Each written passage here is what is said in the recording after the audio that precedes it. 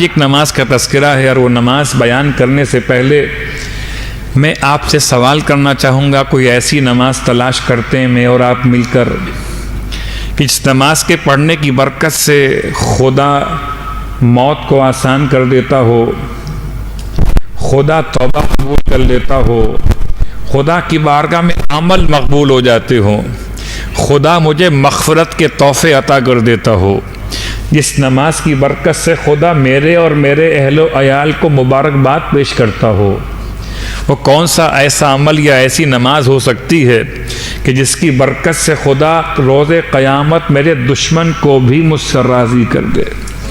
وہ کون سی ایسی نماز اور دعا ممکن ہو سکتی ہے جس کی برکت سے خدا میرے لیے دنیا اور آخرت کی روزی میں کشادگی پیدا کر دنیا اور آخرت کی روزی میں کشادگی پیدا کر دے؟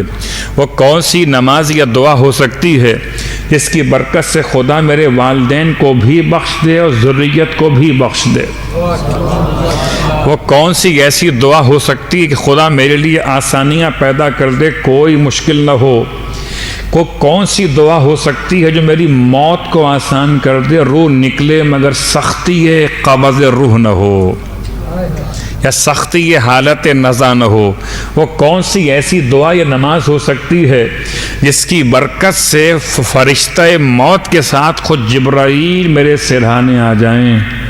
تو کوئی ایسی دعا یا نماز ہے یا نہیں ہے؟ یا صرف میں نے خواب و خیال کی باتیں آپ تک پہنچائی ہیں؟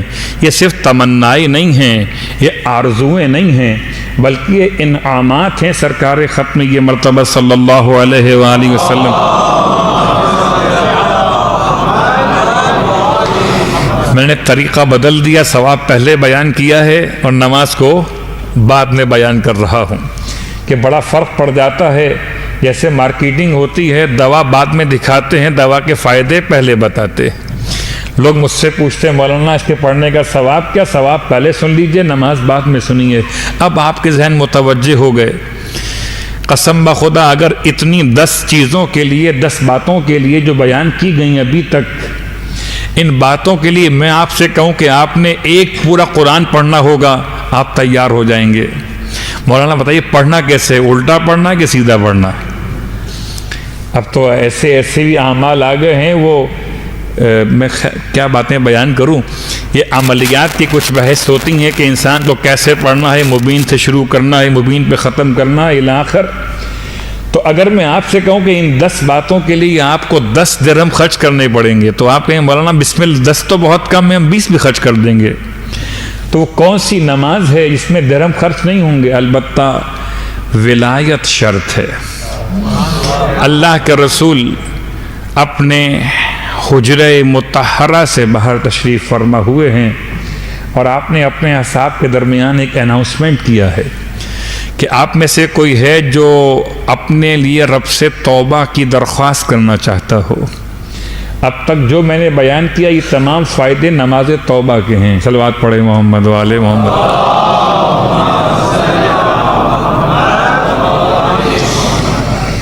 بہت ڈیپ میں جانے کے لیے تو پھر الگ الگ بحث کرنی پڑتی ہے۔ نماز عف، تو یہ عف کیا ہے؟ معافی۔